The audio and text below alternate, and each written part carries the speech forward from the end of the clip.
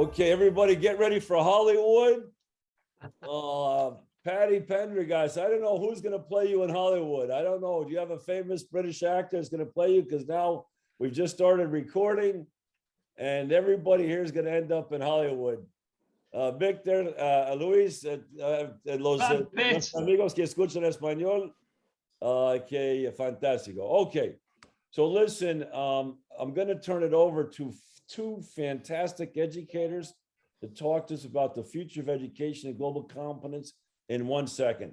But we have a couple special treats for you today, in that we have Thomas Ross and Doug French. We're going to talk a little bit about their experience with education and global competence. Thomas, would you kick things off, please? Sure. So thank you, Joe. Thank you, everyone, for being here this morning and for having me. My name is Thomas Ross.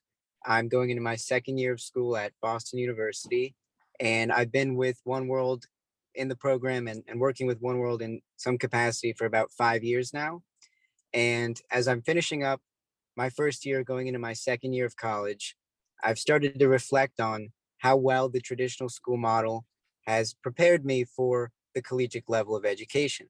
And when I look at college and when I look at what I'm learning, I'm finally learning about the things One World has been teaching me for years, namely technology readiness and global competence. And the conversations that I'm having in college now are very similar to the conversations that I've been having in One World for years. And what I realized is when I look at my peers and I talk to them, this is the first time a lot of them are seeing these types of things. The first time they're having these types of conversations about existential crises and rapid technological change. And even more so being in an extremely global environment. I go to Boston University where 1 in 3 students are international. So the campus is a global campus. I interact with people from around the world, from all different corners of the world every day. And I truly can thank my One World education for preparing me not only to be able to interact with people from around the world, but to appreciate and learn from the various perspectives from these individuals. And when I just look back at how the traditional school model prepared me, and then my One World enrichment that I used as a supplement to my traditional education, I find it pivotal to my success and extremely impactful. So much so that I would say my 3, 4, or 5 years in One World was more impactful than my entire traditional school education. Thank you very much, Thomas. Well, again, we wanted to share that with you because a lot of you have been working with us for a number of years. And this is, please mute your phones if you're not speaking right now. Please mute your phones. And ultimately, we wanted to share that. Doug French, Doug, would you share a couple? Yeah, sure. Yeah. Please mute your phones, ladies and gentlemen, if you're not talking. Good morning and buenos dias. I'm Douglas French. I'm chairman of the board of One World. And just continuing on Thomas's thought, I also was educated in New York schools. I got my MBA in business management at the international capital of the world, New York City. I've held career roles, global roles for 30 years in Manila. Well, I managed a team in Manila, Bangalore, the Americas, right? However, nothing prepared me. Yeah, sure, I had global experiences and I had global roles, but nothing prepared me for global competence until my 3 years at One World. Because that experience where you're actually building trust, you're communicating, as Thomas said, you're learning from one another, and then you're working together to drive real positive change. That you don't get that anywhere else unless you're part of the One World global community or organizations like that, where you get true global competence, and so that you can then lead this process going forward. So, the institutions, the way they're set up now, do not prepare you for this. The education institutions from high school through college through graduate degrees, and also the professional community. The professional community, yeah, you read about things, but until you fully entrench and jump with both feet into the global community, like you do at One World, that's where I got my real global competence. And I've seen my own success increase the last few years because I have a much better understanding of individuals, where they're coming from, and how I can apply that to better collaborative communication and critical thinking skills. So the program is fabulous. I just think, now we're going to continue to grow it. And I've seen it in my own case and Thomas as well. Thank you so much, Doug. And again, be very careful what you say to me, because Thomas said he learned more in 3 years and 12 years in one world. I've asked him to repeat that repeatedly. And Doug said he learned more in 2 years in one world than 30 years professional development. Of course, I bring them every chance I get. But I have to say, it's a compliment to you. It's really a compliment to the fantastic work you're doing. And no one does this global competence work more effectively, I think, than Ariel and Kat in Lansing, Michigan, in part because they've made their Lansing schools and schools in Michigan, you can attend any school you want in the state. So Lansing schools, which is an urban school district, have to compete for their students, or they can go next door. Joanne, how many people would stay in Portchester if they could study in Rye or Rye Brook? We'd have a massive exodus. And so that's what people in Lansing are competing with. And every school in Lansing has a magnet of some sort. And Kat and Ariel have made their magnet global competence. So I can't think of two better people to lead today's conversation on the future of education and global competence. And with that, I'll turn it over to Ariel and Kat. Thank you so much for doing this, guys. Let's give them a round of applause. Good morning, everyone. It's so nice to see faces and names of people that we've seen and talked to so many times. We are going to do our work today on global competence, and I'm going to share my screen in a few minutes with our presentation. In the chat, I'm going to throw in a Jamboard link, and that's a tool we're going to use today to help share ideas in a written form. We thought that would be beneficial because you can type in your home language, so it does not just have to be limited to English. And also it would be a great thing for us to be able to look at later when we don't have you in front of us to ask for clarification or talk to you. So we thought that would be helpful. So I threw that in there. And if you click on that link, it should have shared access to anyone who has that link to be someone who can use it. So that's going to be something we kind of toggle back and forth between. If you are unable to use Jamboard, I know there might be limitations in China on Jamboard because it's a Google product. Then when we are ready to do commenting or work, you can throw your things into the chat. It'll just have to be the other option, and then we'll go back and kind of make sure it matches with the thing that we were talking about at that time. So I threw that in there, and if you wanted to take a second on your computer and click on that link in the chat and pull up the Jamboard just so that it's ready. And if you've used Jamboard before, that's awesome. And if you haven't, I'm going to also kind of go over a little bit of how to use it when we come to that point. Yesterday, I taught Joe and Jack, and they are now in love with Jamboard. So it is a fun little tool that helps us have our own individual comments and interaction. And I just should say, Kat, if Kat could teach these two dinosaurs, Jack and Joe, how to use it, don't worry. I know some of you have phobias. I know I did. We'll get it. We'll walk you through it. But it's a fantastic way to hear from you. And our goal today, really more than anything, is to hear from you. Back to you, Kat. Okay.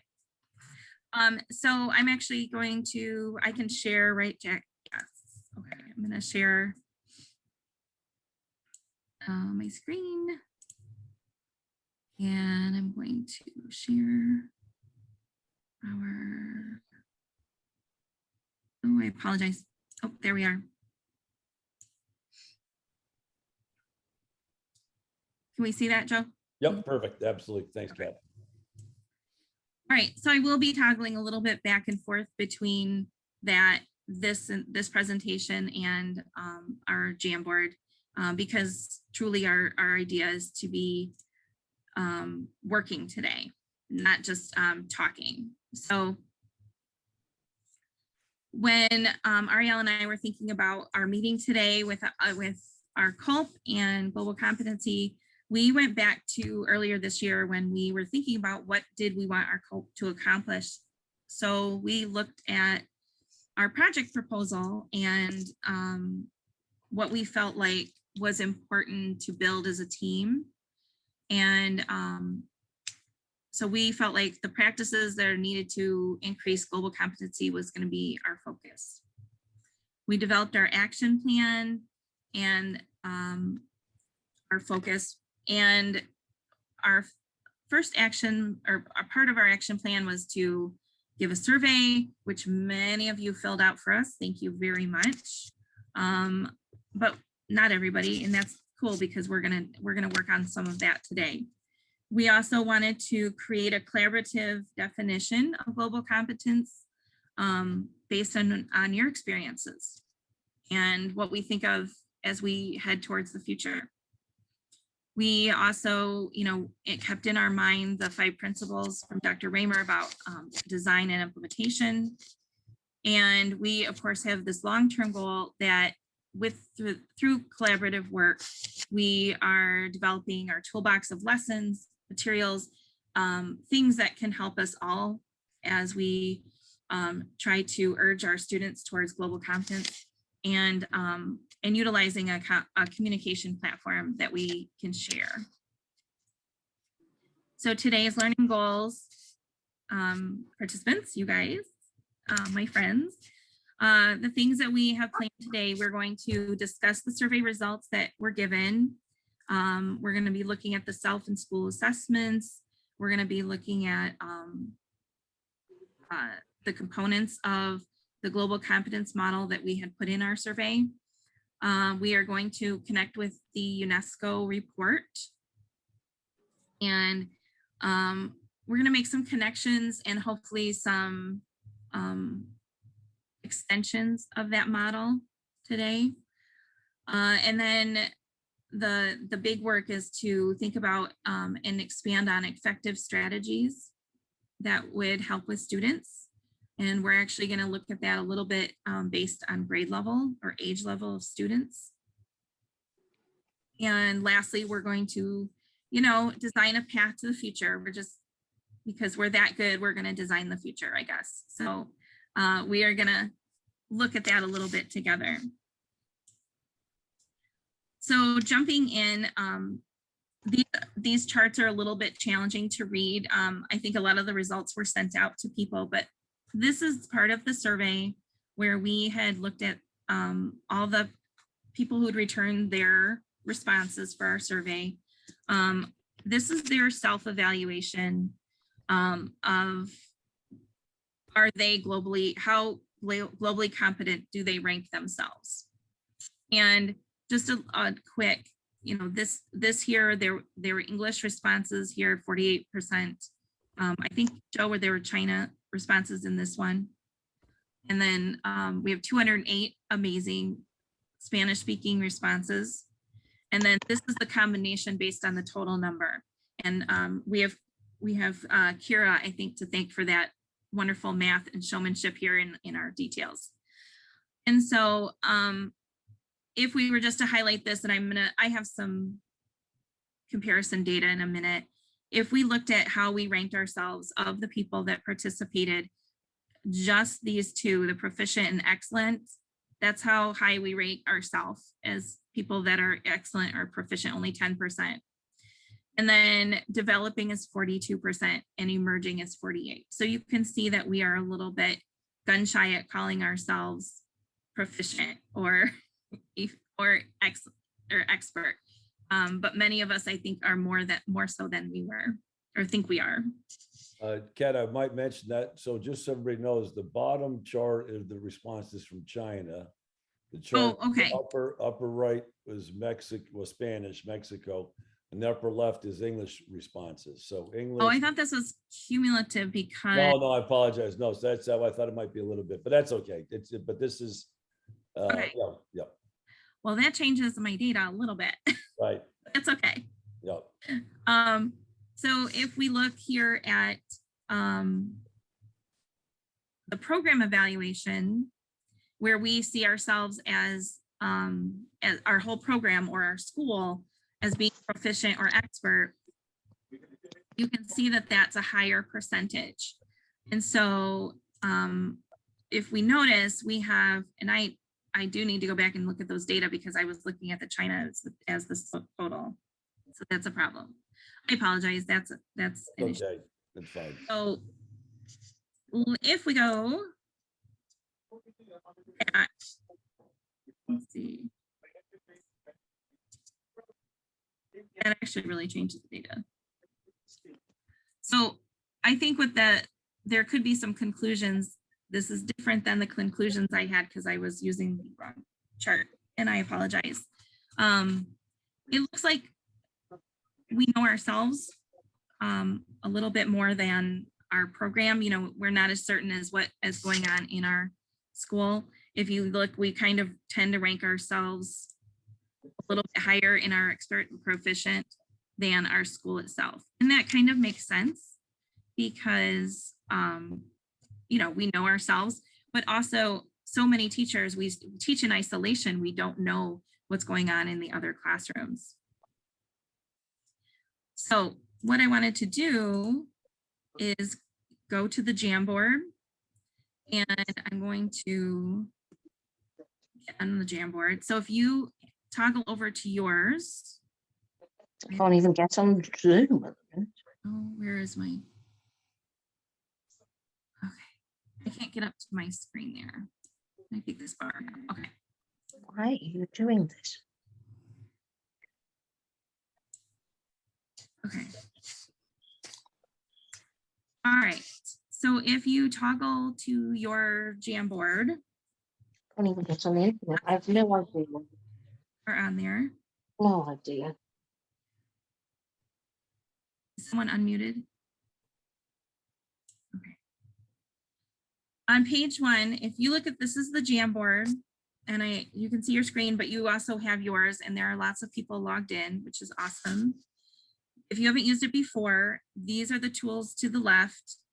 The one that looks like a sticky note is actually the one that we would utilize. And so if we look at this definition of global competence and the people that are on today, we're going to make a sticky note and put our own level. So the definition we have, the early definition is a consensus definition of global competence found within the United States is having an open mind while actively seeking to understand cultural norms and expectations of others, and leveraging this gained knowledge to interact, communicate, and work effectively in diverse environments. So on your Jamboard, yep, awesome. So this person who says, I believe I'm proficient, we're going to move you down here into that box. And you click on your sticky note and you can type your name, and you'd click save when you're done with your message. And you can change your color.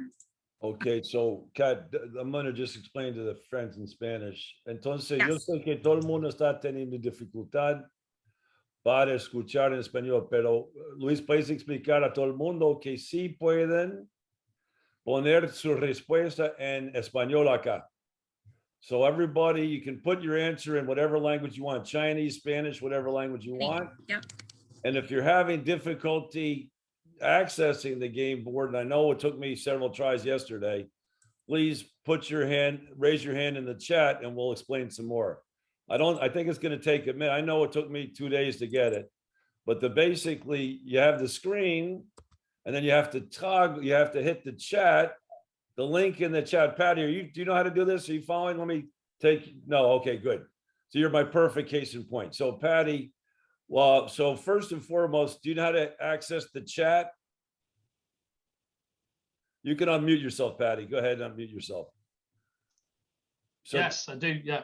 okay, so if you look at the chat, hit the link in the chat that's for the game, for the what do we call this? The game board. Jamboard. Jamboard. So do you see the link in the chat for the Jamboard, Patty? Yeah. Yeah. So click on that link. And you may have to toggle, in other words. It'll open it in another window. So well, hit the link and automatically toggle to the other window. You know Always what got toggle- it. Patty, do you know what toggle means? He's on there. He's on there. There you go. Look. All right. Who else? Who else can I have? Who else can I help?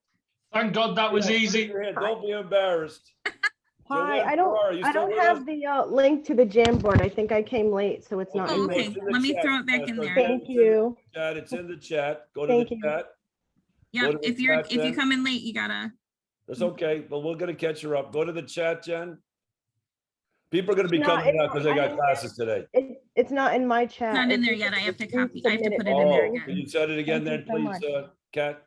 Yep, I gotta. Right, all right, hold on one, Jen. We're gonna get everybody caught up. I am the biggest dinosaur out there, so I have a tremendous empathy.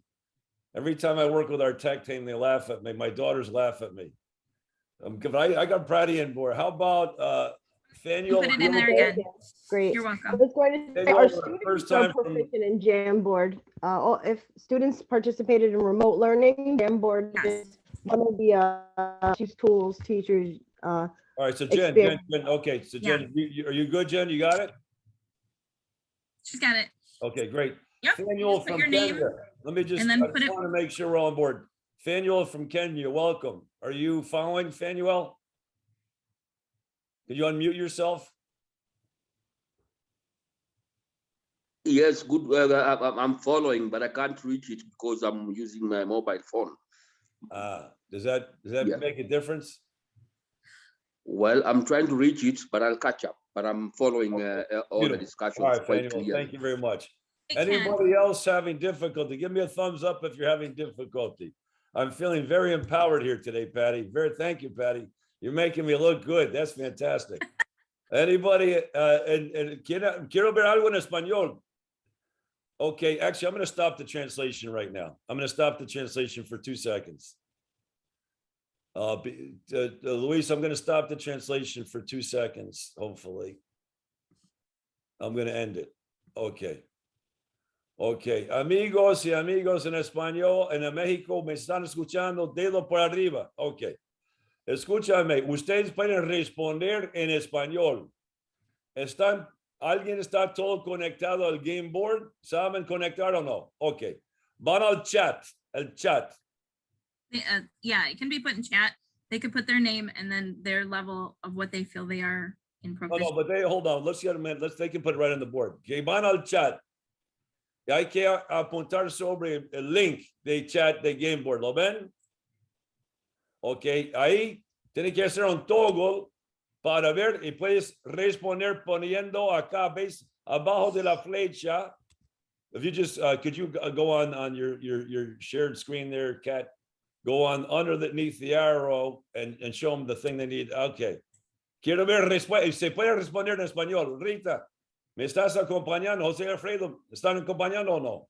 Que quiero ver respuesta. Entonces, ¿qué nivel de entendimiento a través de cultura están teniendo acá? Acá, experto, proficiente. Yeah, look at them. Okay, Love it. okay. Ahí, oh man, Kat, you made my day.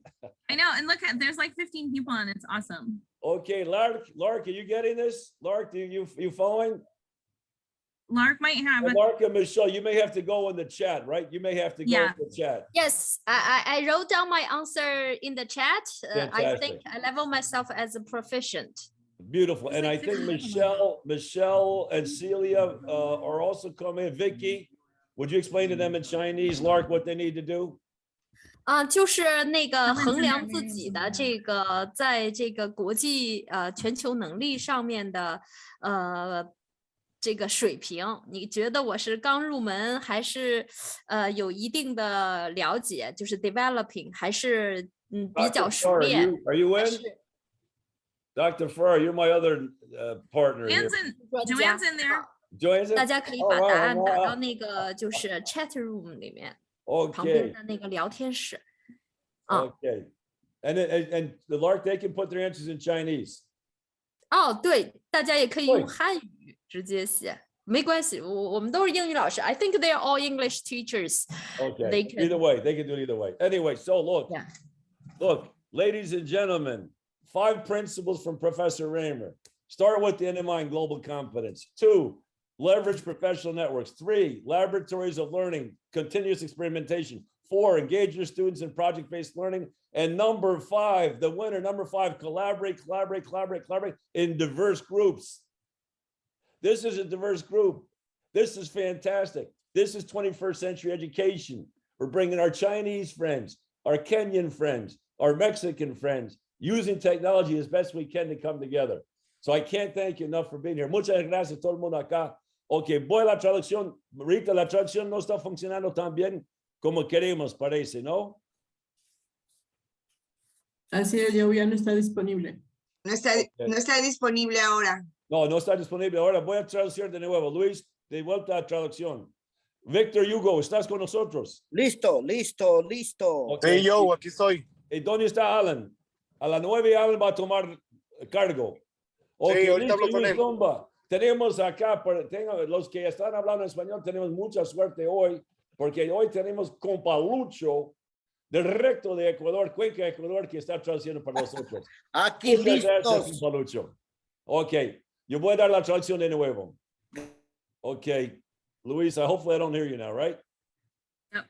Okay, good. All right, Kat, over you, back to you. Sorry. I just want to make sure. Okay, so- Oh, did Helen, are you good? You following all this? You're in the game changer, Helen? Helen's on there. Okay, great. Fantastic.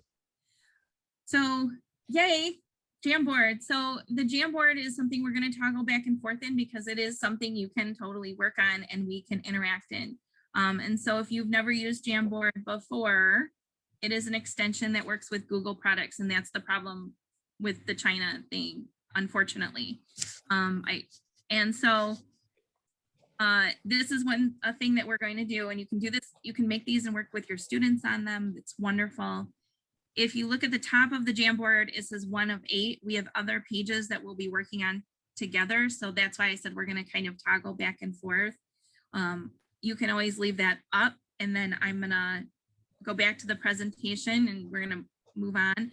But if we look here for a minute, and of course, anybody is welcome to make comment about what do we think about ourselves and the group that's in here. My first reaction is, knowing some of the people that have rated themselves, I think they've rated themselves too low. I mean, Joe, you know all these people, and I think that's right. I think people on the individual level, it's interesting. I think that's part of the data we saw, right, Kat? On the individual people, and that was particularly true in China, people on the individual level rated themselves low. And I think when we see the next slide, but the programmatics did a better, they think they rated their programs higher than their individuals, no? yeah. So it was interesting because, yeah, I look at those names and go, no, those people are definitely proficient or experts. So don't be so hard on yourselves, honestly.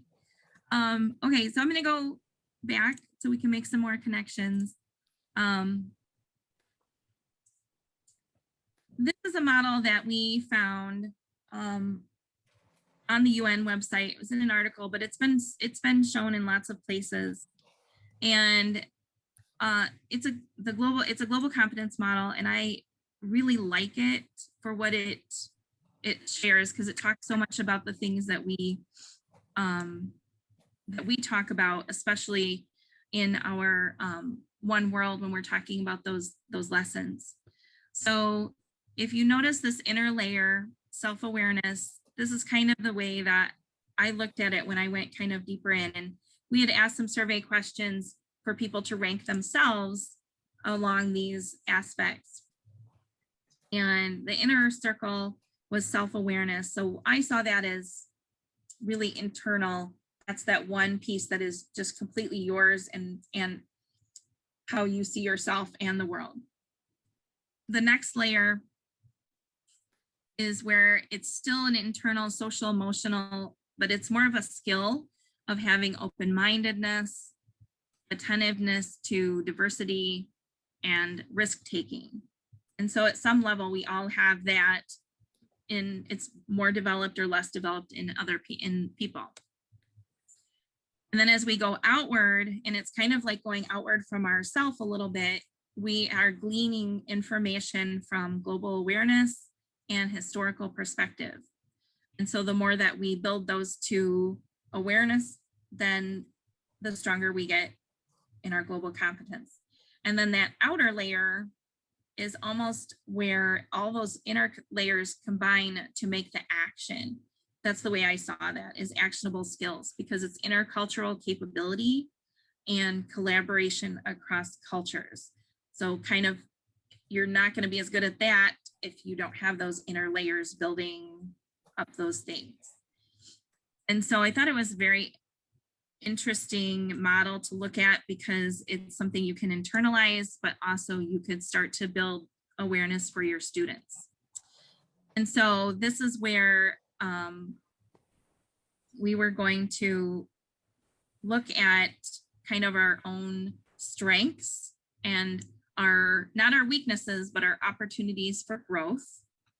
And building on these ideas, we're going to do a Jamboard, and it's 2 pages. In a second, I'll show you where we look at what is an area or a couple areas that you feel you're strongest at. You feel like you have this down. And then the next page would be, where is it you see a need to improve? Where are those opportunities for growth?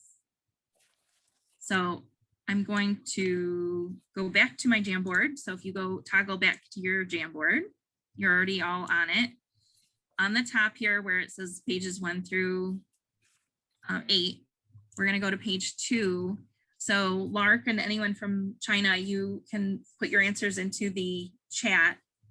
You might say, you know, area of strength and then the name of it. So if, for example, you think, you know what, I'm really open-minded, like that's where I excel, I'm ready to listen and I'm aware, then I would grab a sticky note and I would put in open-minded. And you can put your name on it if you want, you don't have to. And I'm gonna make that one green and I'm gonna save it. And so these are your areas of strength or proficiency where you feel like you have a strong thing. I love to iterate that. That's a good one.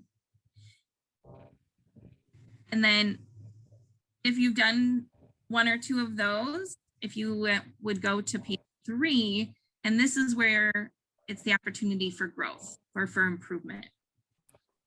So like, for example, I'm not a huge risk taker. I have to think everything through. I might put risk taker here is something I think is an opportunity of growth.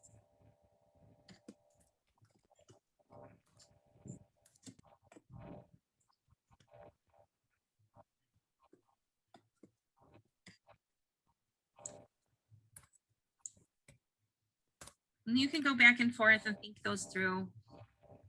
But I think it's a good place for self-reflection. And then we're going to look at kind of those areas and compare to the data that we got in our survey.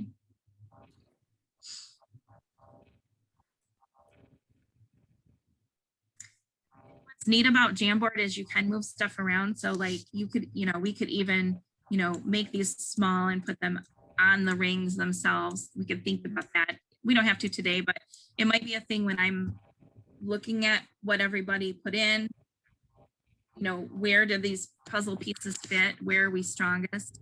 You know, are we strongest inside? Are we strongest on the outside?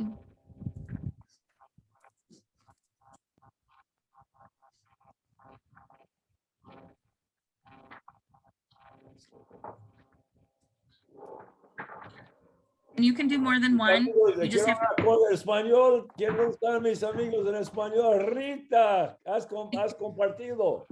Yeah. Ahí arriba hay que la próxima página ahí utiliza la flecha. Para ir a la próxima página usa la flecha ahí arriba. You go to the top of the page and show them how to go from page to page. Up right on the top. Ahí la flecha. Yep. Aquí se Page, cómo cambiar de página. 2 and page 3. Entonces hay que responder en la página 2, página 3. Joanne Ferrara, you with me, right? Dr. Ferrara, you have no weaknesses, Dr. Ferrara, none. I know, but she's got probably lots of... I'm like Kat, risk taking. Every time you come on a One World event, you're risk-taking, Joanne, come on. Oh, you're not kidding. I feel like I'm on a roller coaster. Okay, todo el mundo, and then China, disculpa of China, I'm sorry, apologize, it's our technological disconnect. If you put your answers in the chat. Yeah, the chat will all be saved so we can look at that as we go along. So Lark, you just want to remind everybody to put in the chat? Yes, I think Vicky has already done that. 咱们中国的老师可以把自己的答案就写到右边的那个聊天室，就是我在哪一方面比较强，哪一方面比较弱。Thank you, Lark. Thank My you, pleasure, Chip. I like this. We Thank should you. have I some wish of our. I wish China could use Google. We should have Ariel. me Where are too. our post-oak? Where are our post-oak students when we need them? Yeah. Our post-oak just. They are joining. They are joining, but they are having a school event right now at this time. Okay. So Mrs. O'Hario is actually out of the school, but she will be joining in a little bit. Excellent. And just so everybody knows, Post-Oak is a IB school with simultaneous translation. So those kids go from what, kindergarten to 5th or 6th grade. They're gonna go up to 7th grade next year. 8th grade. Happening. Or 8th Watch grade out, next baby. year. Yeah. You know, I promised Lark 3 years ago I'd be speaking fluent Chinese by now. I'm going to go spend some time at Post-Oak, see if they can't help me. Oh. You know, Today? Joe, sadly, Tracy is starting a new job in the fall at a different district, so she won't. Oh. I know. That's going to be a hard A hard act to follow. Yeah. Yeah. Beautiful. Okay. Next question, I guess, Kat, right? Yeah. I'm just saying we have lots of strengths. I was looking for a few more areas for growth. I was giving people a minute.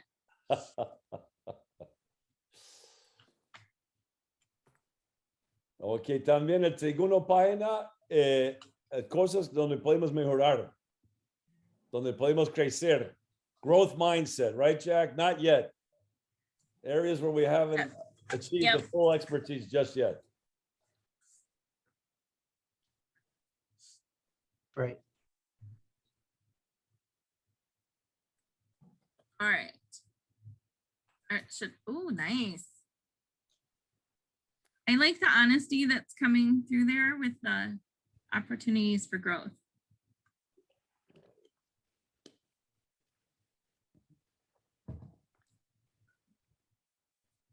Collaboration, yeah. Sometimes we just don't have those opportunities for collaboration, and also, you know, teachers are pretty isolated. Sometimes it's hard to have that time to collaborate.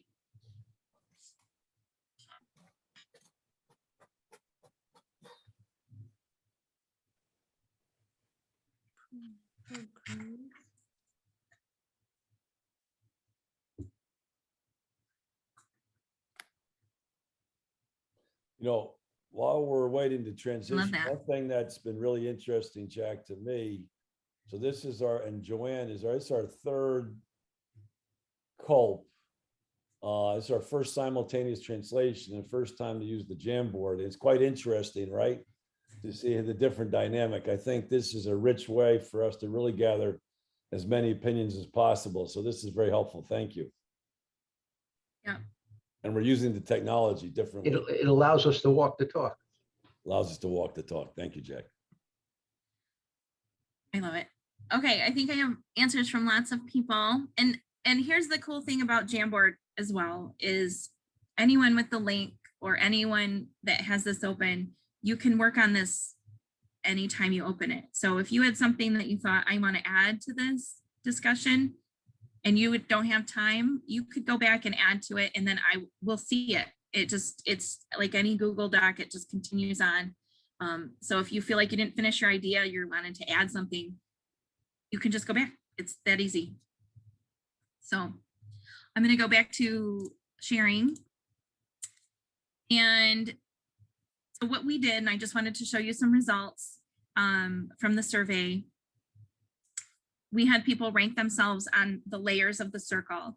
And so the self-awareness if you look, the top two, proficient and expert would be the combination of orange and green.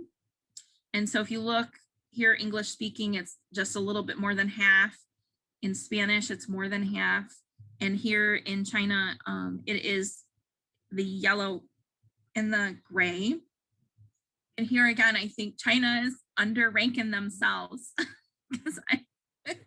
China's very, very modest. I know they're very modest, and I feel like China, you're rocking it. So you're on yourself. So that's that center layer, that little, like, this is you, your inner self. And then the next one is the social emotional skills that go, it's that next layer. That is the open-mindedness, risk-taking, attentiveness to diversity. And this is a nice place to see that people feel pretty confident in this, where there's more than half proficient in the English and the Spanish speaking.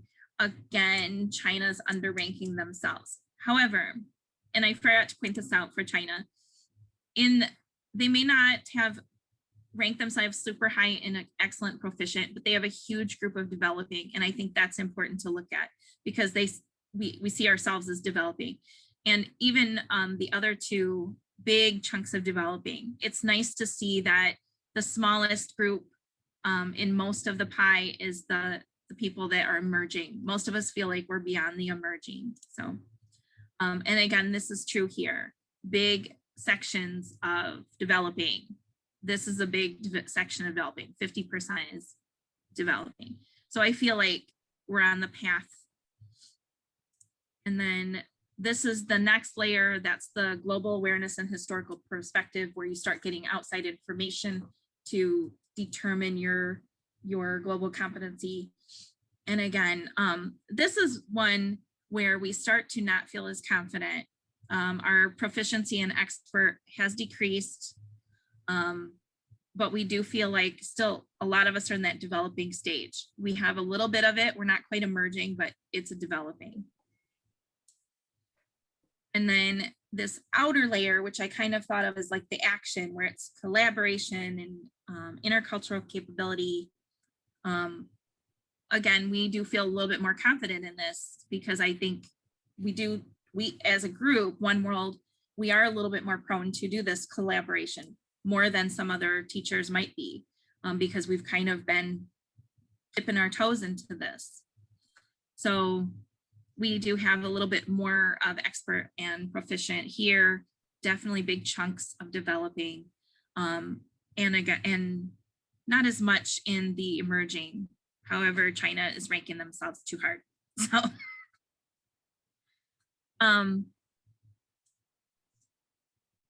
now, if we look at that, what I'm going to do, and Ariel and I want to do, is look at today's rankings, areas for what you think your strengths and weaknesses are. We're going to combine some of that data when we do our presentation. So it's helpful to know where you gauge yourself at that. These are some conclusions I drew, and they are not correct because I was reading the charts incorrectly. I should have talked to you about that yesterday, Joe, and I apologize. So this is the Chinese results, is that correct? Yeah. So I'm gonna we'll fix it. Yep. I'm gonna fix it. So I apologize for that not being correct. No worries. Okay, so this is where I wanted to lead to with a direct discussion a little bit. In the UNESCO report, which that was part of our action plan, was to connect to it. I found this powerful point, and a lot of you have read the UNESCO report or the summary of it, because it's quite a of reading. But the UNESCO report itself is really talking a lot about this new social contract for education, because that's the driving force of making improvements in the educational world. And so I'm going to read this, and so it can be translated simultaneously, but I'll try not to go too fast. So, a new social contract for education must reinforce education as a public endeavor, shared social commitment as one of the most important human rights, and is one of the most important responsibilities of states and citizens. In turn, one of the key roles of education is to educate citizens who advance human rights. This entails building the capabilities that make students autonomous and ethical thinkers and doers. It means equipping them to collaborate with others and developing their agency, responsibility, empathy, critical and creative thinking, alongside a full range of social and emotional skills. So that's pretty heavy. But when I read that, I connected so completely with that model because it talks about the social emotional, it talks about doers, the action, it talks about human rights, it talks about ethical thinking. And I looked at that and I thought, wow, that has so much great stuff to it. That's so connected to that model, but that model is not complete. And so I was hoping to get some input from our team here into how to make that model better based on this new idea of the new social contract. And so if I look, I'm going to go back to the Jamboard and look at page 4. And actually, I do have an extra page. I have page 5 in case we ran out of space, but it doesn't, I don't think our group is so big we would do that. And I have to move my thing. This is that model we just got done talking about and thinking about. And when I looked at that and I read the UNESCO report, I felt like there are some missing pieces that we as a team who've been teaching this and thinking about global competence, we could add to make better. And so, for example, I thought about, well, actually, Jack and Joe were just talking about growth mindset. I feel like that's missing. So I would write that in and put it out there. And then we can even think about where it would go in the ring if we wanted to. But there's so many things I think that this touches, but it's not enough if we're really thinking about that future, education. So think about where or what else could be missing here. I know that we've just been talking about technology. I think that technology awareness is something that has to be built in.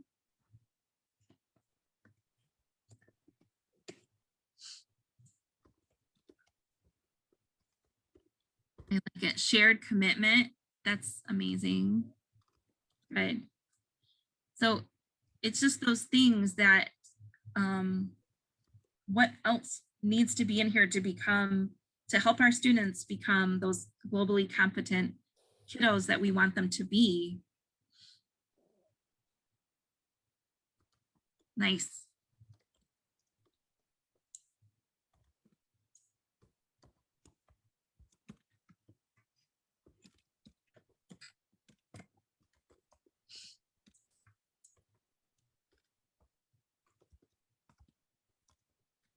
I think everybody's got the hang of this by now, right? Yeah. Yeah, good.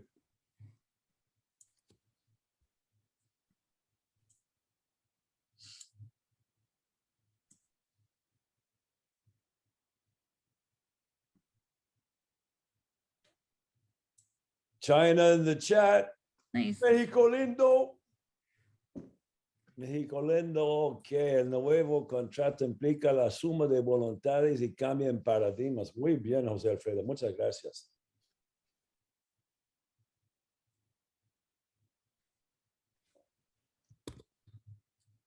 Nice.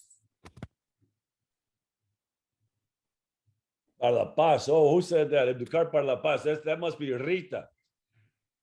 Is that Rita? Mi amiga Rita.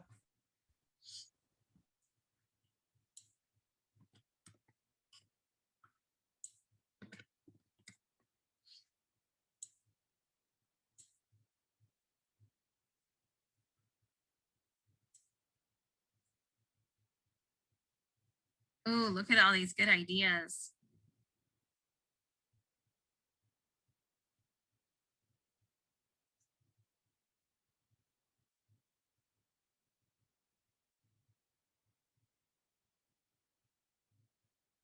Look at that. I love it.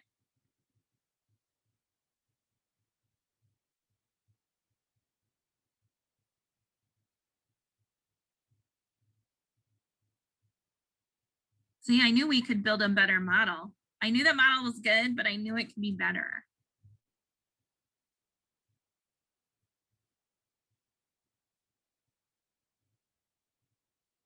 You know what they say, 27 heads are better than one.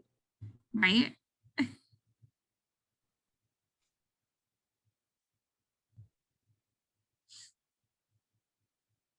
I can't wait to look at the chat too, and then I can add those on there.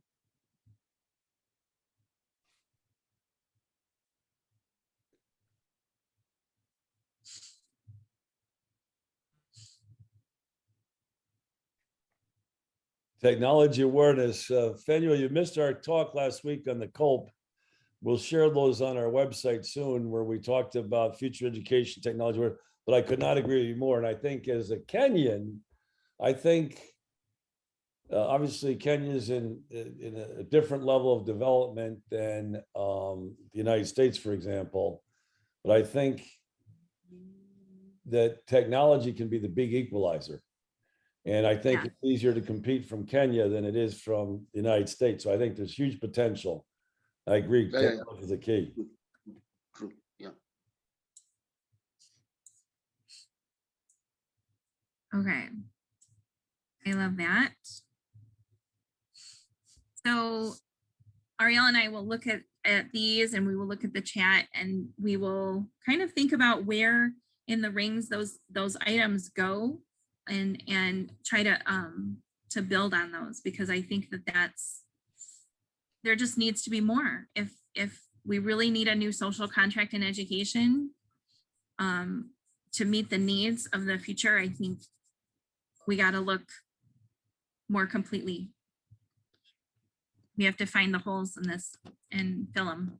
And Kat, thank you for pointing that out. And I want to make sure, I don't know if Joanne's still with us, but certainly Jack, one of our conclusions, because just a reminder, we're going to present to Professor Ramers on Friday, June 3rd, first present and then generate a conversation around all these topics. And clearly that social contract is fundamental to everything we're talking about across all the various, whether climate change, universal values, cultures of peace, and global competence, obviously. So thank you for highlighting that. And Jack, we need to make sure we put that in our overall report. Yep. Just one quick technical, Luis Jumbla, you've done a great job translating. Do you have to leave now or can you hang on for another half hour? Say if you can stay on for another half hour, great. If you leave, and then we'll figure something out. You have to leave? You have to leave, yep. All right, so let me stop the translation. Sorry, one technical thing here. So let me stop the translation. You have to leave, Luis? Yes, sir. Okay, can we give Luis Schumla a round of applause? We pulled him in at 9:30 last night. Victor, ¿estás con nosotros? Alan está con nosotros o vamos a... Yes, I'm here. Oh, thank good, you very Alan. much. Okay. Bye. So Alan, let me see if I can get you translating. Thank you so much. All right, hold on. Are you switching to Victor? I'm going to switch to Alan, I think, hopefully. Oh, Let's okay. see if I can find him. Alan, I guess. Oh, Alan, there you go. Alan Queja. Okay, Alan, were you going to start translating? Entonces, vamos a traducir con el Alan. Una pausa para Alan. Hopefully, I'm not going to hear from you now, Alan. Alan, ¿la traducción está yendo bien? Alan, por favor, habla. Please speak. Okay, I'm gonna assume it's going well. Rita, give me a thumbs up. ¿Estás escuchando? Okay. Sí aparece se escucha. el Gracias. canal de interpretación. Okay, fantástico. Yeah. Okay, Okay. go ahead. Beautiful. Thanks, Kat. Okay. Sí, se escucha. Okay. Thank you for helping make Sí se that escucha. those connections. Okay, silencio ahora, Mexico, por. Go ahead, keep going, Kat. Okay. As we continue into our the next part of our work, we were going to talk about we had surveyed everybody about how they planned. How did their school or their district plan for cultural competence? And so we had offered up some examples, and one was the 13 Dr. Raymer's 13 steps for empowering. Or we asked, did you have a district or school-wide implementation process? Or did you do your own kind of self-created process? Or all of the above, or none of the above? And it's pretty equal for the most part of using that. And it's interesting to see the green for the all of the above. And so that's kind of people that have probably incorporated a lot of different things to create their thing. So that was kind of an interesting thing to see where the processes are in your districts. We then asked for written answers for strategies and activities. And we know that not everybody had that version of the survey that had an open area for answering. So I apologize if we don't have strategies that you might have thought of, but we're going to work on that today. So these are just some results that people wrote in. The question was, what are strategies or activities that you feel are working for you or for your school? And so I kind of divided them into chunks based on the type of answer they were. And the first tiny little chunk here is that nothing. They don't have strategies in place, or they're still developing them. And that's fair, because we have people that answered that had not had experience with global competence. And then a lot of answers were curriculum related. If I gave it a plus, it means, more than one person did it. If I gave it multiple pluses, it meant that lots of people said those things. So, curriculum related things like Dr. Raymer's 60 lessons, finding related materials. There were a lot of people that use current events or newspapers within their classroom instruction. Lots of answers with the global goals, having lessons that relate to the global goals. One answer that they have actually One World as a school subject, which is pretty awesome. Then there's international studies, dual language programs, IB programming, and then there was a Stories to Light Our Way from the Wisdom Thinkers Network. And Jack could probably tell you more about that if you had questions about that, but that was listed. We also had answers that were more related to how they discuss it with students. They raise awareness. They are trying to just increase knowledge base of those global issues. They have conversations with global goals. They connect to real world topics. And one discusses cultural characteristics, and they relate that to the Human Development Index. And I'm pretty sure that that's probably high school to college age range for students in that strategy. And then there were some that teach it through action. So they have recycling or the 3 R's, reducing movements at their school. They do the carbon neutral pledge, plant trees, area cleanups. Someone has a thing where they educate parents about separating garbage in the area, so that it's not just at the school, it's community-wide. There's lots of fundraisers and projects, food drives, those kinds of things. So two more sets. There were also some that were social emotional strategies. These are especially effective, for when you're having discussions with younger students, because some of the concepts are a little high for them, but this is a good way to get them thinking about it. So they have lessons about accepting differences, engaging with music, like cultural music, using morning meetings to have those discussions, social emotional lessons, and then some behavior management systems. And then some people use strategies that are related to teachers and students, where it could be teacher trainings, professional development. They could have a guest speaker, or bring in a community member, or they have the school to school communication where kids in classes speak with each other from country to country. So these were the results of strategies. Some of them were really specific, and some of them were just kind of general, like they talk to their kids, and that's fine. But I think if we could build on some ideas and think about what's something really specific, and it can just be one component. It doesn't mean the whole unit. It could be what's something that you know always gets your kids interested. And so if we go on our Jamboard, oh, I'm trying to, oh, here we go. On page 6, this page 6 and 7, I made 2 just in case we needed it, but we'll probably find on page 6.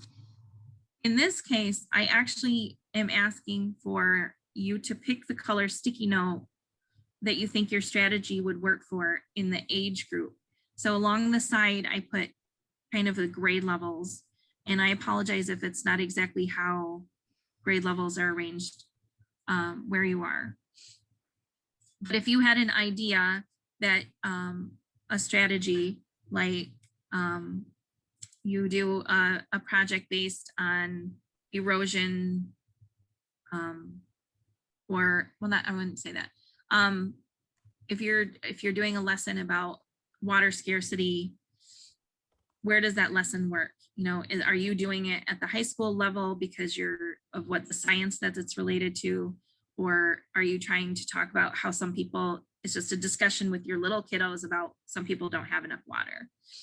And so if it was a little kid discussion, you would go to your sticky note and select the yellow bubble and put your strategy. And then, but if it was a high school one, you would click the blue and you would use that strategy. So perfect. So develop a certificate of global competence. That's perfect. That would be a high school for sure. Mandatory, definitely. If you think it works for all grade level, all ages, that can be orange. So, and if you're not sure, just make it a sticky and we'll figure it out. But think about specific strategies that you know have worked for you, maybe this year, maybe last year. It could be something that you did online last year. If you were online, it could be something that you're doing currently.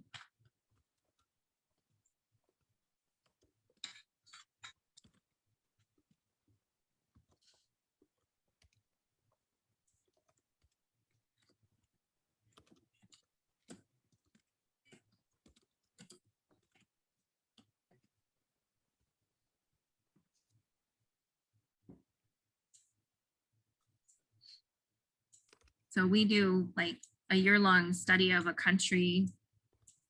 And so that can go, I feel like, any age, but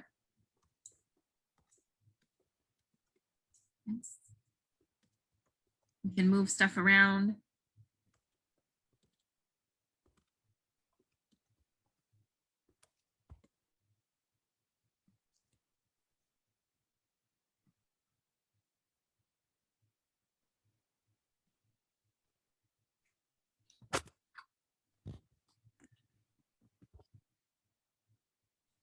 I like that, measuring each school's global or carbon footprint. That's excellent.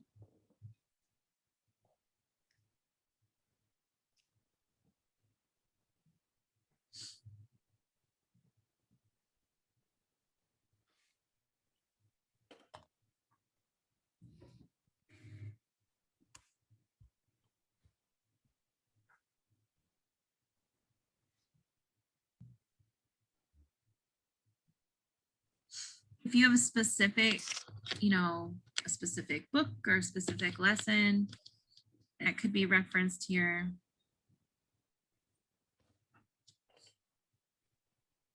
You know, Helen said that for 4 to 11-year-olds, they talk about climate change. And, you know, that's challenging for 4-year-olds. So it's interesting to think, what do we use to approach that topic?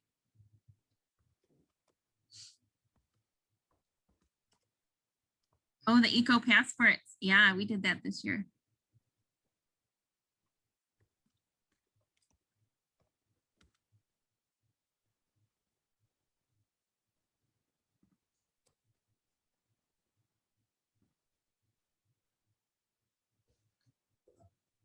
Oh, cosmopolitan. Okay, I found a new book I have to read. Thank you. If you have book references, that's a great place for this too. Whether it's to use with students or for or teachers, I love book references. It's a great and this is again like a great place to have this like shared toolbox of ideas.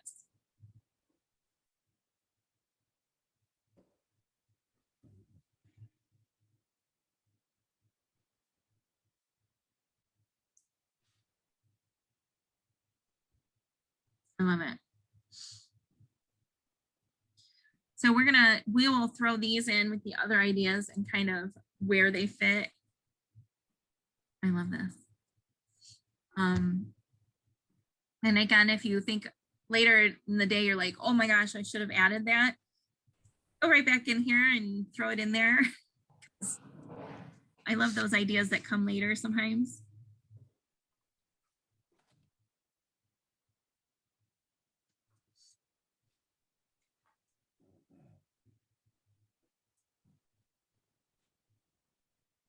I love that idea of the whole school approach, the Welsh idea. I love that.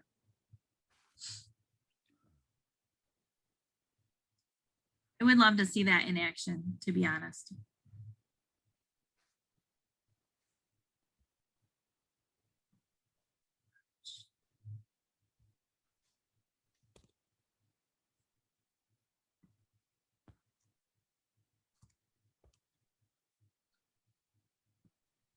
These are great. I don't know who the little dinosaur is, but the little dinosaur person is organizing these, and that is very much me. I've been trying to restrain myself and not doing that, and I love that someone else would feel that urge to organize.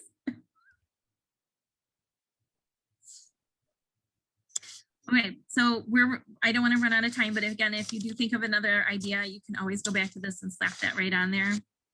And we don't really need the other page for this. Oh, this is so good. I'm going to go back to our slideshow. And then the other thing beyond the strategies were where we were looking forward, and this is an important part of our ending. We had asked teachers in their responses, and again, not everybody got the full portion of this survey with the written responses, and it was to think about what are things that we need to do or need to have to further this process of global education, global competency. You know, what do we need for this, what we call the path to the future? And so teachers overwhelmingly, and whether you got this part of the survey or not, I'm sure this would have been your answer, is time.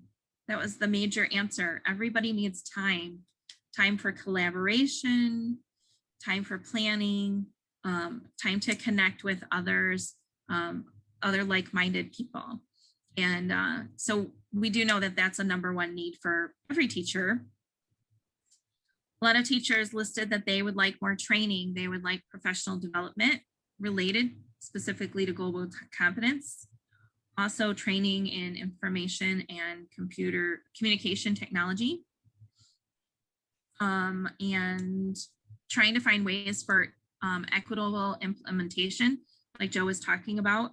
You know, there needs to be more technology in all parts of the country. You know, there are definitely some haves and have-nots in this world, and we need to make that a change in order to have this future education. Teachers were looking for conferences on climate and social change. You know, as educators, we know a lot, but we don't know everything. And sometimes those social issues get past us. Continuous learning communities like this and like the ones in our schools, that would help us with the fidelity and implementation of a strong global competency push. Teachers also wanted outreach. They wanted to be able to use their community better, get more participation, and build their network, including parents. They wanted to continue what they were already doing or increase their activities in the clubs, video conferencing across the globe, increasing student awareness, developing their consciousness, looking for, of course, opportunities for technology, and making sure, and this is part of that inner layer, is to being better at recognizing diversity and limiting the assimilation expectations that we sometimes have in schools, making sure that we're more respectful of the diversity. And so this is the last Jamboard, I promise. We were going to look at page 8. So you may have to skip around a little. And this is where we would love if you had an opportunity to think about something else that you feel like you need. What is it that we need to put into place that would help you push forward and get past that emerging or developing stage? What do we need for that development into the future? So things that you need. I know we need time.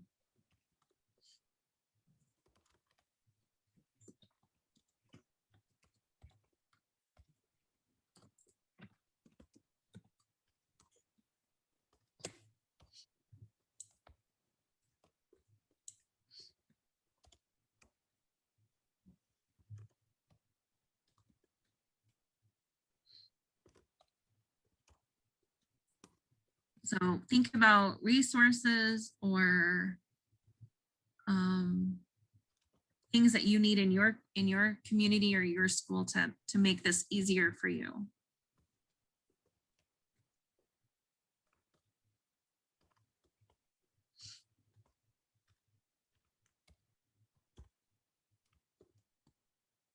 Oh, is there a limit to the number of words we can put in, Kat?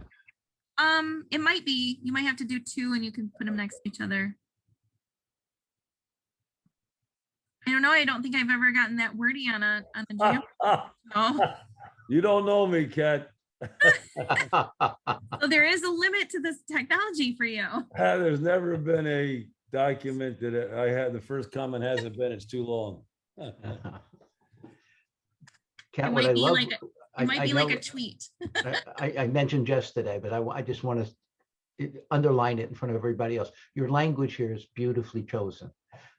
When you talk about the path to the future, you remind us all that it's a journey, and that it's a journey that we all share, and that it will be based upon decisions that we make today and tomorrow and the next day. And our kids. We create our own futures, and we need to think about which ones we really consciously want to help happen.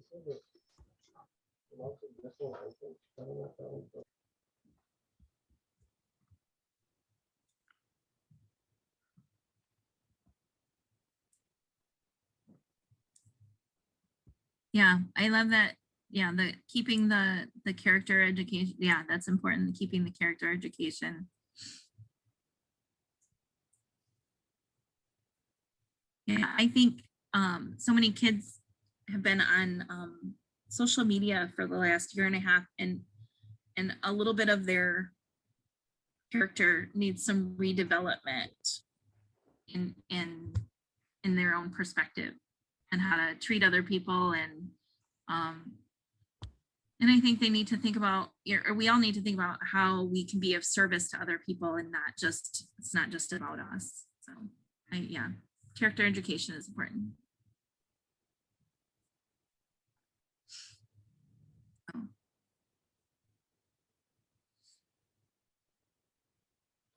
I love those. Yeah, bring it back, real world. Yeah, I'm tired of isolation as well.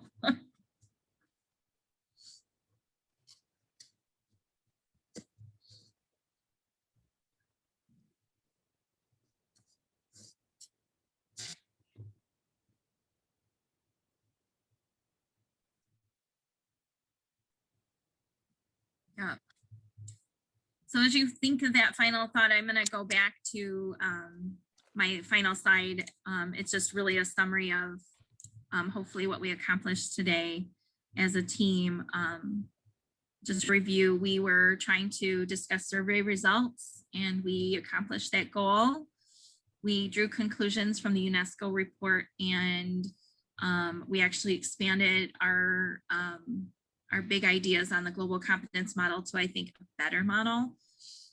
And we looked at and identified some strategies that are effective in teaching global competence and added to what we already had kind of in our survey results.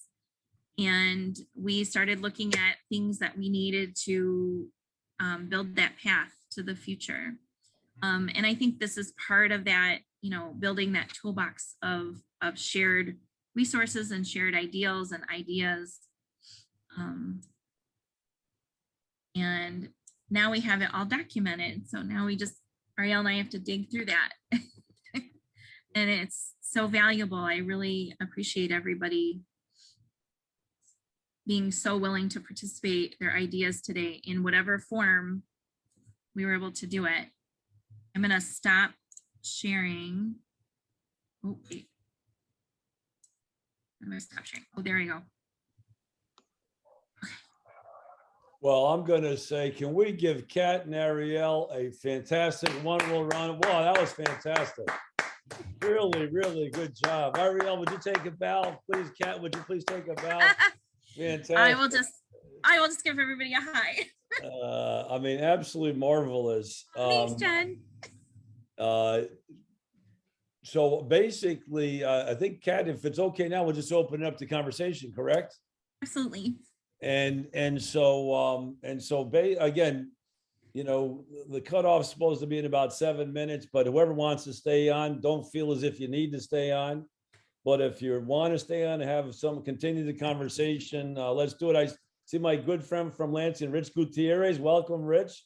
Well, I don't see you, but I know I see you're there. And I think I saw. I'm here. Hey, oh, Joe. Good area. Come on, Rich. Rich, come on. Say hello. Tell us how proud you are of your Lansing colleagues, and maybe share a little bit about what some of the things you've been doing. And tell about your school. Again, every school in Lansing is marvelous. The Ariel and Kat school, the first time I went into that school, they lined up 25 kids and said hello in 25 different languages. Because Lansing, Michigan's a refugee city. So you hear a lot about the United States, about all this, you know, stuff. I'm very proud of the educators in Lansing, Michigan, and very proud of what they're doing. And Rich, why don't you describe, I think your school is a Spanish immersion school. You want to tell us a little bit about what you've been doing and how you're seeing this whole global competence picture? This year, we focused on just kind of surviving, Joe, really taking care of our kids, listening to the presentation. We focused a lot on the social emotional, just well-being of all of our kids this year, reconnecting, being very intentional about that. We kind of eased back into service learning, you know, with COVID, but we did a food drive. We did a fundraiser, a penny pile up, donated to the Red Cross. We have not pursued carbon neutral or climate neutral this year, but that is the intention of doing that. And again, we do have a very good team here in Lansing. I think we added 2 more schools. Adiel, is that correct? Was it 2 more that we added this year? So we have 6. Oh, yeah, eight, going up to 8. Sorry, yes, Yeah. that's right. So no, I'm excited about just growing our One World family, and I look forward to hopefully us getting back in person and seeing everybody in person. Thanks so much, Rich. I see Helen Hughes from Wales. No one's done more with global connections than Helen Hughes, has connected her students with China, Mexico, and the US. Helen, are you still muted, or can you say hello? She may be muted. Okay. Jen CD is one of our oldest. Oh, did we lose Jen CD there? Maybe she had to go back to a No, class. I'm here. I'm Oh, here. there you are. Hey, Jen CD. Hi. One of our oldest oldest not in terms of age, longest serving Yes, one world teachers, longest serving one world definitely. teachers. So happy to see all my friends that we've been uniting with over the last 10 years today. It always makes my heart warm to see the work has continued and to hear Kat's presentation today, and just to see that we've come so far. And due to the pandemic, we did take some steps back, but it helped us refocus and what we can do with our One World organization, and how the social emotional is so important, and we are all in this one world together. And it's joyful to reinvigorate and come up with new ways to educate our students. And I look forward to more connections and starting up our clubs again with our friends from around the world. So I look forward to using our technology that we did today with having our students do very similar activities and experiences with our One World clubs from around the world. So hopefully, if not this year, starting next year, we can do more connections internationally and have our students interact more, because I think that they'll be ready for it now that we got them social emotionally ready. They're ready to learn about the whole world now that they've focused on themselves, their communities, their country. Now they need to work with the whole world. So thank you for today. Very Thank insightful. you very much, Jen. Thank you. And now our friends in China, I'm surprised they're still awake. It's 9:30 at night in China, 9:27. Vicky, you've been very generous with your time. Vicky, you want to share some of your thoughts? Can you unmute Vicky? Or maybe. Yes, I'm here. Oh, great. Hey, Vicky, you want to, I don't know if you can share your screen, but you want to share some of your thoughts? Yes, I'm very happy to join today's meeting and to see the others' ideas on developing the global competence. And I want to say thank you to One World, this group, to offer many opportunities for our teachers and our students to communicate with the educators and students and their peers from the other countries on some hot points in this world, like the climate change, like environment protection, and I think the intercultural communication is an important skill for global competence to our students. Yes, and I hope that we'll have more opportunities to do the development of students' global competence. Thank you so much, Vicky. Great job. Celia from China. And then I'm going to Virginia, and I'm going to go to Kenya. Okay. You, Kenya, Virginia next. So Kenya next. Hi. China. Yeah, hey, hi, Mr. Hi. So I want to say thank you. And I want to take this opportunity to say thank you to you, because you bring new ideas to our school and providing us with 60 lessons of self-leadership, right? For the students of the world. And Madam Lee said thank you very much, because our students have benefited a lot from it. Thank you. You're welcome. So Virginia, oh, sorry, please. Yeah, from today's presentation, I learned a lot about the global competence. And first, I think ability to adapt to circumstances is very important.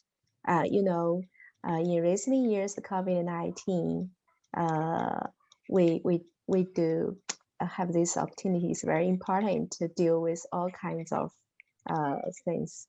And, we learned in school, not only learning some skills, but also different ways of thinking to deal with these problems, maybe unforeseeable problems, which needs students have the flexibility.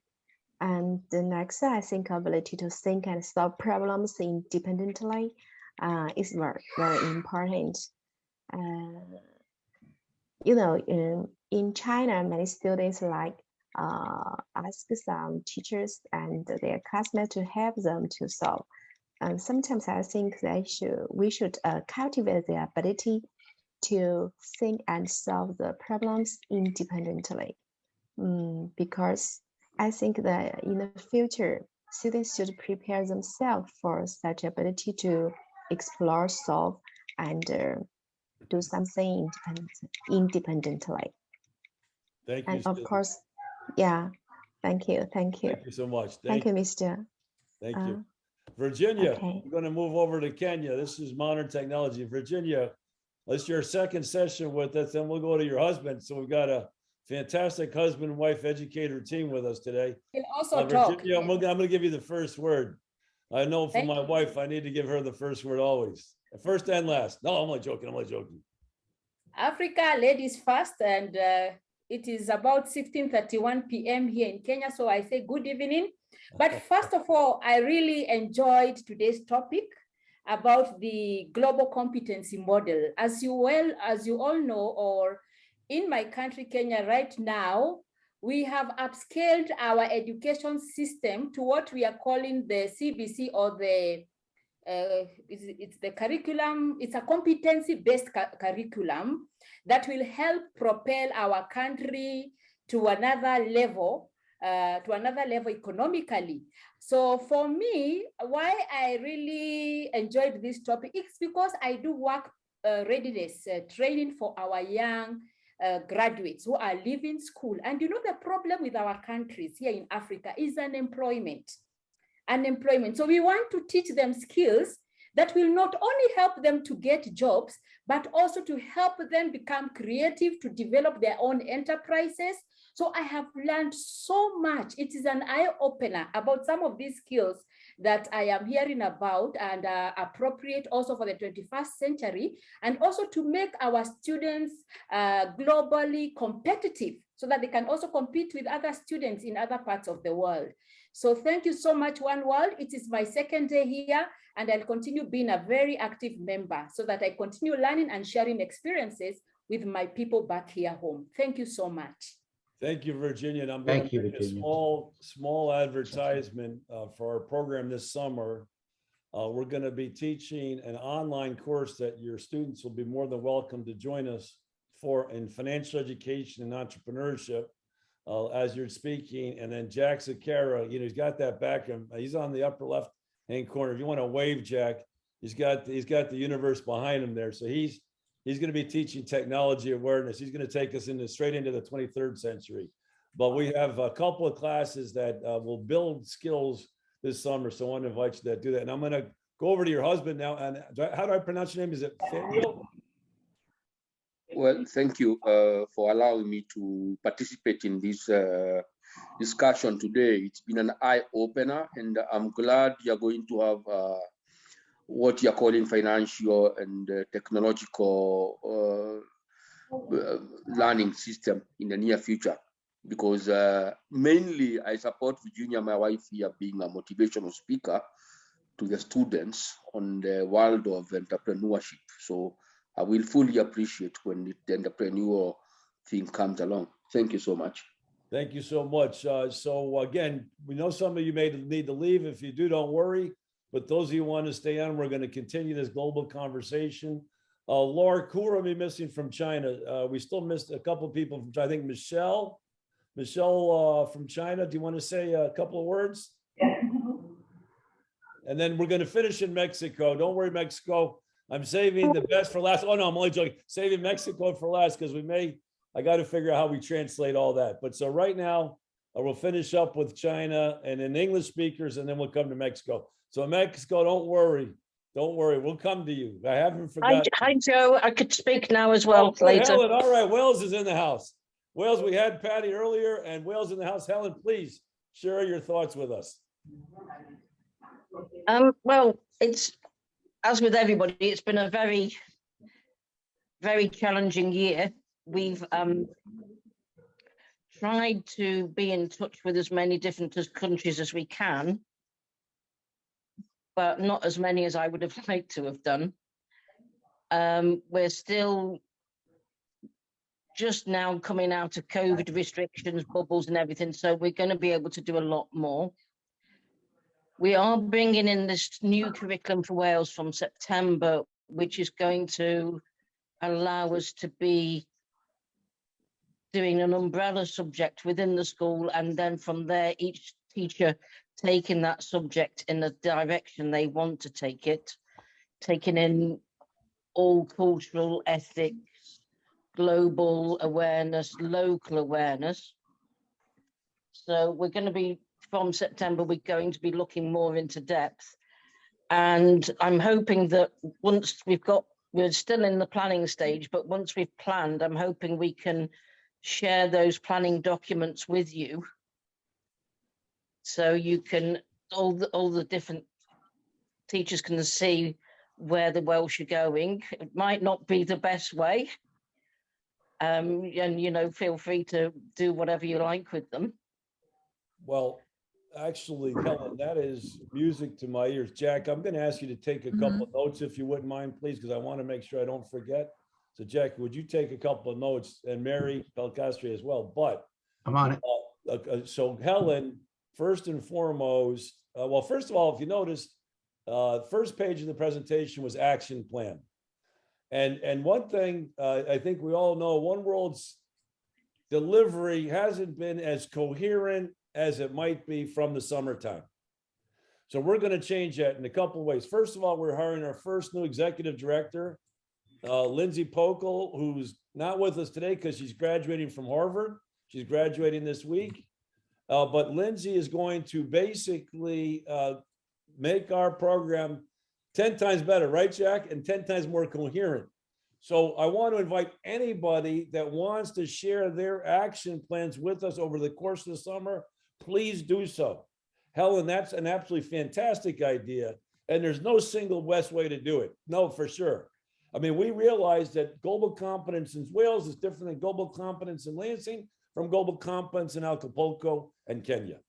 And that's the beauty of this. That's the beauty of the technology today. So Helen, I can't thank you enough. Yes, yes, and yes. I want to, and no one, by the way, as I said, has worked as hard at One World as Helen in Wales connecting her students. So Helen, yes, I'd love to follow up. And secondly, just so everybody's aware, Wales is putting in place one of the most future-ready curricula in the world today. One of their 4 pillars is to create good citizens of Wales and the world. So we're pushing on an open door in Wales, just so you know. So we want to really support Wales as much as we can, Helen. Finally, you know, the average Joe won't know that this is our second COVID year, and in many ways it was more difficult than last year. I know Ariel got promoted, and thanks for his promotion. He ended up having to serve 10 schools, didn't sleep for weeks, and ultimately, you know, in Lansing, for example, you know, they were at 75% of staff. They couldn't get substitute teachers. So the principals were manning the lunchrooms, doing janitorial, everything. And I know Helen Wales was the same way. So I can't, really hopeful, fingers crossed, that we're coming out of COVID. And by the way, you know, a lot of you were with us in November and February 2019, when we brought 60 educators from across the world here to Portchester, New York, to work with Professor Ramers, right? And that we were building momentum and COVID hit. And obviously we weren't able to complete in the way we wanted to build on that momentum. But I think today we're building back on that momentum, this pilot project, and it's a pilot project. I appreciate your patience with all of our snafus. But yes, Helen, yes, yes, and yes, we want to work with you. Anything you want, and any educator here, any plans you have for the next academic year, at least in the Northern Hemisphere, September to June, help us help you make our program more coherent. Thank you, Helen. Lark, who are we missing in China? Anybody else from China? I can't recognize their names. Okay. Well, if anybody from China wants to speak up, otherwise I'm going to give Lark, turn it over to Lark. So anybody from China? Michelle, did you want to say something? And Tommy. Michelle. Hi. Yeah, I'm here. Just wanted to give final thoughts, Michelle. Yes. Yeah, thanks a lot to take part in this meeting. I think I've learned a lot Beautiful. Excellent. Yeah. Thank you so much, Thank Michelle. you. Thank you. Thank you. Thank Yeah. you. Lark. Hi, finally, it's my turn. I think when COVID broke out and the offline meetings and connections went cool, but fortunately, online meetings are getting hot. So I wish that given the characteristic of one world, we are a global organization, and such kind of online communication, I think, is especially useful and suitable for our organization. And I have very good news to report. What we have been doing has attracted the attention from the Jiangsu Province Educational Bureau, and they are very interested in having the schools under their responsibility to join some of our One World programs. So for Helen's concern about like international communication, such kind of exchange of ideas and share our different customs, that's something we can easily do in the future. Beautiful. Fantastic. Thank you so much, Lark. And Lark's been with us Great over news, 10 Lark. years and anchoring our China strategy. We give our friends in China a round of applause. It's Thank almost you. 10 o'clock at night. Let's finish with our English speakers. Chuck Fulco. Chuck, thanks for joining us today. I did see a chat from Chuck that said he may not be able to speak. Okay. He was okay. proctoring, I think. All right. Okay. So English speaker, I'm sorry we missed Ariel's last chance. Kat, do you want to sum up from your side? And I'll turn it over to Jack, and then we'll go to Mexico. Well, I feel like I've done a ton of talking today, but I do again thank everyone today for such hard work and great ideas and sharing. And I'm so glad that for the most part that's worked out so that we could really have that dialogue and do the work together, even though we're apart. So thank you so much. Here all with me, I would be giving you one more round of sticky notes. applause, ladies and gentlemen. Thank Come you. on. Okay, Dr. Zakara. Now, some of you don't know, Jack Zakara is the educational founder of One World. I'm the founder, but I'm not an educator, as my wife continuously reminds me, and Jack does sometimes too. But Jack is really put together the original curricula. He's our guru, and we're thrilled that he came back out of retirement a few months ago to help us with our after-school program. So, Jack, what are your thoughts on today and the last couple of? You know, this is everything Professor Reimers is talking about, right? Collaboration in diverse groups, and you know, our children are always watching and always learning, and whether or not we're conscious of it, we teach character every time, every day, every hour of every day, whether we're conscious of it or not. So they pick up the good and they pick up the bad, but we're modeling for our students and for other schools exactly what we need to do if we're going to fix a very broken world. We do need a new social contract with our students, with our society. And, you know, 10, 12 years ago, Joe and I were talking about this and people looked at us like we had two heads.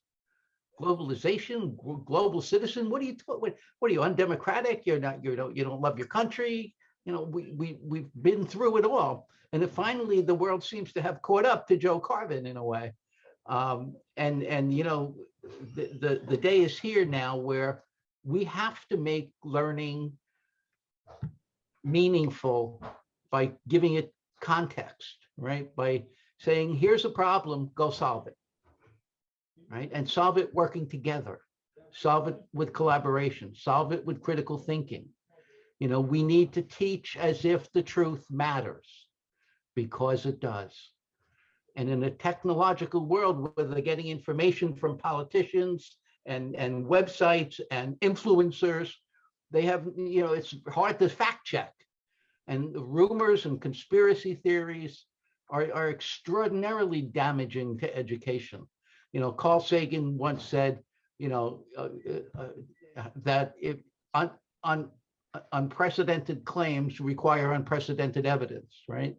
You know, so that if it sounds too good to be true, it probably isn't. But we need to make sure that we got critical thinking, lifelong learners who aren't afraid to fail, right? Because I mean, if you think about it, if you're not afraid to fail, if you know you get knocked down 13 times, but you're going to get up 14, then you understand that there's nothing that's going to stop you. And whether you succeed in life or not, you're out there plugging for a better world. You inspire me. You know, I haven't taught in a classroom in a very, very long time, but I've managed to stay active and keep myself going. And that, but at 73, you inspire me, and I cannot wait to see what you're going to do next. So thank you, thank you, thank you. You renew my faith in education, and certainly in the compassion and caring of teachers. So thank you very much. Okay, Dr. Zakara. So, all right, I think what we're going to do, again, we want to liberate anybody needs to go. Kat, I'm sorry we didn't get a chance to hear from Ariel. We'll save a special moment for him on June 3rd. Just a couple more announcements. So remember this Saturday, coming Saturday, May 28th at 8:30 New York time in English. We're going to talk about universal values. And 10:30 New York time in Spanish, we're going to talk about universal values. And then on Friday, June 3rd, from 8:30 to 10:30, we'll have more simultaneous translation with Dr. Ramers. We'll present to him for about 60 to 80 minutes. And then we're going to generate a conversation, really taking this to the next level. You know, we started this conversation in December, and I can't wait to see how rich the conversation is going to be for Professor Ramers on June 3rd. Okay, I think what we're going to do now, again, you're all welcome to stay, but we're going to cease the translation.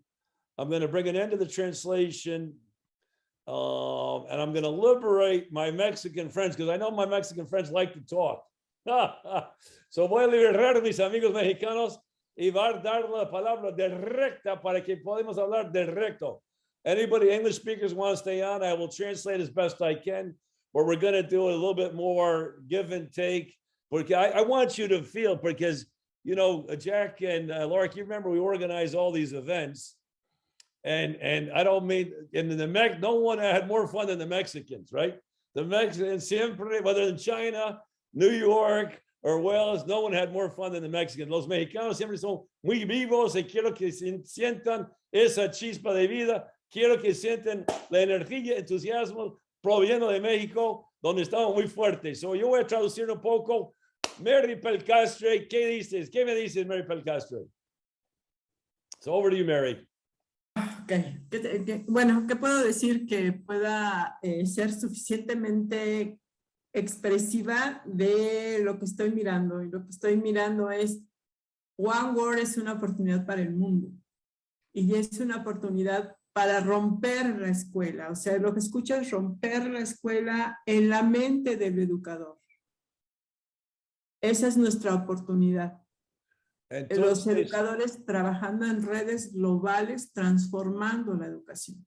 So I'm just, actually, you know what I'm going to try and do? I'll try and get into the chat and translate in English in the chat if you want to follow. But Mary said basically, One World is an opportunity for, One World is an opportunity for the world, an opportunity for humanity, and a terrific motivator for educators. Y perfecto. Muchas gracias, Mari. Podemos seguir. Víctor, ¿qué me dices? Hola, John. Buenos días a todos. En China, buenas noches. Siempre lo voy a decir, desde que estoy en One World, he cambiado bastante como profesor. Me encanta mi trabajo, enseñar, y con todas las ideas que escucho de estos países, trabajo doble. Me encanta seguir lo que hacen ellos y los resultados son muy buenos siempre en mi escuela con One World. Entonces, so he's saying that he loves this, he says a fundamentally different teacher. One World's motivated him to be a better teacher. He works twice as hard and enjoys the results he's seeing. Muchas gracias, Victor. Jose Alfredo. And I'm typing in English as he speaks in the chat. If you want to watch the chat, You can see the translation in English. Go ahead, Jose Alfredo. Sí, pues agradecer a cada uno de ustedes, una experiencia enriquecedora, una experiencia donde vivimos y pudimos ver cómo un trabajo en colaboración desde diferentes partes del mundo se puede lograr. Eso me encantó y sobre todo conocer a quién es el autor intelectual, a los autores intelectuales, George Sakara, Joe y cada uno de ustedes, por ejemplo, Kat, excelente. Entonces, pues se puede hacer sin importar las distancias. Gracias. Exacto. So he made a very important point at the end there. And this is the thing we're just capturing. He said it was a fantastic experience, loved to see educators from across the world. And he's made the really important point that I'm going to take my glasses off to emphasize. Space is no longer an issue. Space is no longer an issue. And that's fundamentally important for educators across the world to grasp. If we're really going to create these global learning communities, we're going to, and the other thing that's really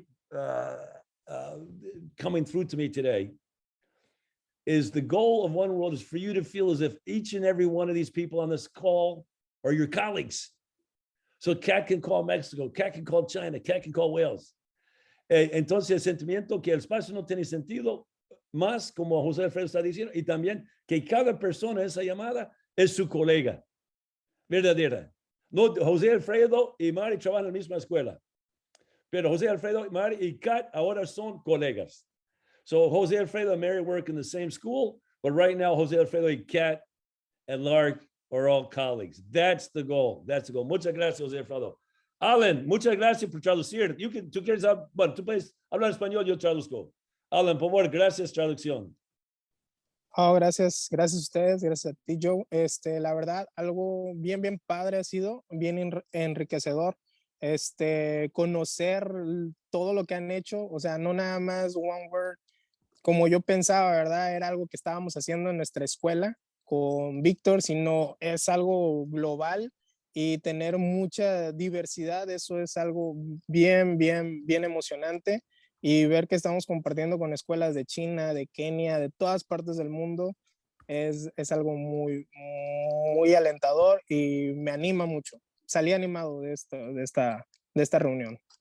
Muchas gracias. So Alan works with Victor at the same school. He kind of thought it was a little club at his school and didn't realize how grand the scale. And he had an opportunity to speak with educators from China, Wales, and the United States. Muy bien, Norma, ¿cómo estás, Norma? Muchas gracias. Norma estaba con nosotros también planificando el otro día. Norma. ¿Qué tal? Buenos días. Buen día. Aquí, desde aquí. Bueno, por aquí les había dejado un mensaje y decía yo que los esfuerzos aislados no pueden llevarnos a resolver necesidades comunes. Necesitamos aprender a escucharnos y trabajar en favor de todos. Estamos circunstancialmente en el país que estamos, pero bien podríamos ser ciudadanos del mundo. Aquí en México hay un dicho que dice que cada uno tiene su manera de matar las pulgas, ¿no? Pero ¿qué tanto de lo que cada uno sabe podemos estar dispuestos a compartir con los demás? Muchas gracias. Gracias por la oportunidad. Perfecto. Bueno, so she's talking about a sharing community. Exactly the point that UNESCO is making. I guess there's an expression in Spanish I need to better understand. Everybody does pulgas. ¿Qué es pulga? Pulga. ¿Qué es pulga? Un bichito. Bicho. Okay. So everybody has his own way of stepping on ants, but basically we need to come together to work together. Muchas gracias, Norma. Miriam. Buenos días a todos. A mí me encantó estar en la reunión, darme cuenta que algunas ideas que he tenido no estoy sola en esto, que hay muchos que queremos hacerlo y que esta es una manera de comunicarnos y es una manera de hacer esta red en donde podemos dejar de decir, bueno, y aquí ahora con quién hago ese diálogo para poder aterrizar la idea, porque a veces la tengo, pero no la puedo concretar. Y entonces este intercambio me permite ver, así se puede hacer. Así que muchísimas gracias a todos Muchas gracias a One World. Y bueno, una de mis competencias que tengo que desarrollar, el inglés, porque cada vez que tomo cursos de inglés, lo panzo. No, entonces, ahí voy, pero tengo que mejorar. So Miriam said she really enjoyed today's conversation because she wanted to find out that she's not alone in this kind of thinking. And two, this kind of conversation helps her make these ideas more concrete. And the competency that she needs to develop is to learn how to speak English. Okay, M. Vargas.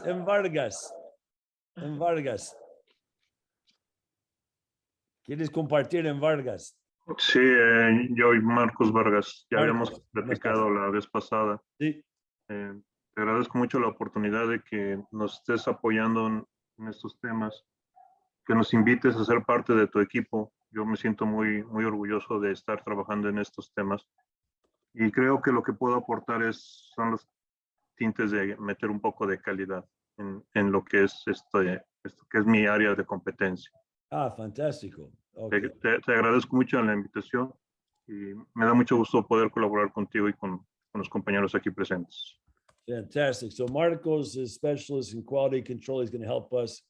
One thing, we all look, Kat, you know, the program you see today is very different from the program you saw 5 years ago.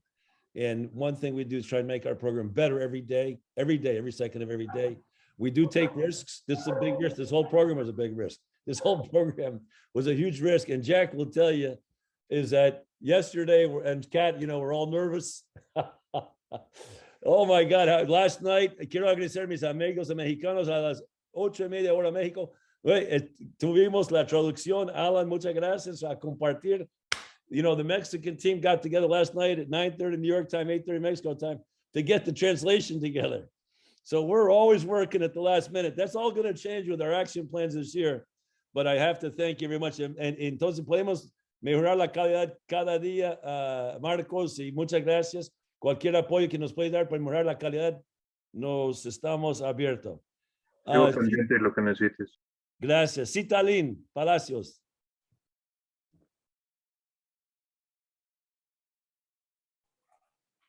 Hola, buenos días. Buenos días.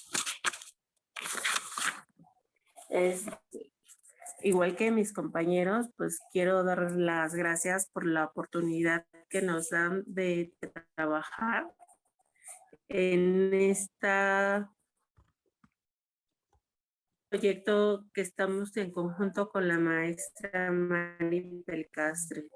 Estamos trabajando pues para nosotros es importante poder desarrollar en ellos estas competencias globales que propone el programa de One World. Entonces, muchas gracias por permitirnos estar aquí y el formar parte de este proyecto que nos genera muchas expectativas para los próximos docentes en México.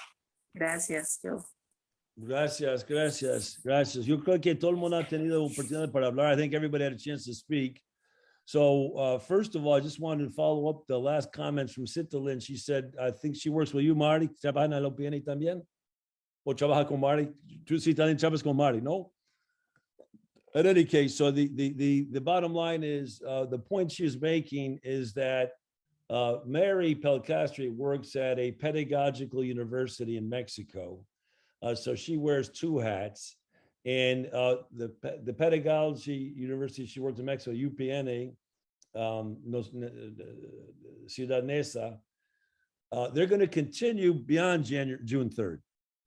They're going to continue to take the results of this study, this pilot study, and work. So anybody that wants to work in this project beyond June 3rd is more than welcome to work with Mary and her team at UPNA. And because we don't want things to stop here. We want to, you know, use basically, what do we do well? What can we do better? How do we tee this up for next year? So estaba diciendo que UPN va a estar trabajando, además del 3 de junio, va a tomar el data, las experiencias, y ir trabajando después del 3 de junio, desde esta presentación para aprofundizar todo ese trabajo y definir competencia global. Y quiero invitar a todo el mundo a